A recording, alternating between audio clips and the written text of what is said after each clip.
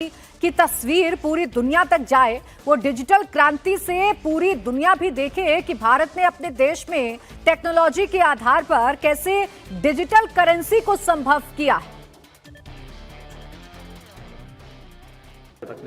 आपको पता है कि 40% दुनिया में जो डिजिटल ट्रांजैक्शन होते हैं उसमें 40% भारत का ही होता है यूपीआई के थ्रू।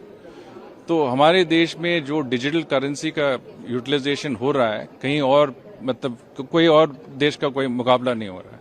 तो आज जब हम यहाँ पे हमारी समिट हो रही है और यहाँ पे हमारा प्रदर्शन हो रहा है हमारे प्रोडक्ट्स के, तो ये भी हम एक मौका है कि हमारे डिजिटल करेंसी हमारे डिजिटल प्लेटफॉर्म्स का मतलब डिस्प्ले हो। जैसे कि इंडिया स्टैक आप देखेंगे, आधार, यूपीआई, ई संजीवनी, ये सब डिस्प्ले में है और इनके प्रैक्टिकल डेमोन्स्ट्रेशन भी हो रहे हैं और पेमेंट्स सारे डिजिटल मोड पे ही होगा। तो कोई कैश ट्रांजैक्शन वगैरह की जरूरत ही नहीं है, डिजिटल होगा। जो फॉरेन जर्नलिस्ट वगैरह भी फॉरेन एक्सचेंज चेंज करेंगे उसका भी डिजिटल मतलब वॉलेट में ही आ जाएगा और वो यहाँ।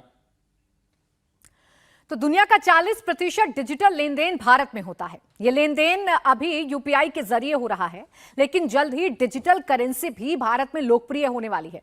क्या है ये डिजिटल करेंसी? देखिए हमारे संवाददाता पवन नारा की एक report. Central bank digital currency यानी वो रुपया जो फिजिकल फॉर्म में नहीं है, वो डिजिटल फॉर्म में है। कैसे काम करता है और कैसे ये यूपीआई से अलग है वो हम आपको समझाते हैं। सर, आप आरबीआई से हैं, अगर कोई आपसे समझना चाहे डिजिटल करेंसी क्या है? डिजिटल करेंसी आपका जो फिजिकल करेंसी है, जो आप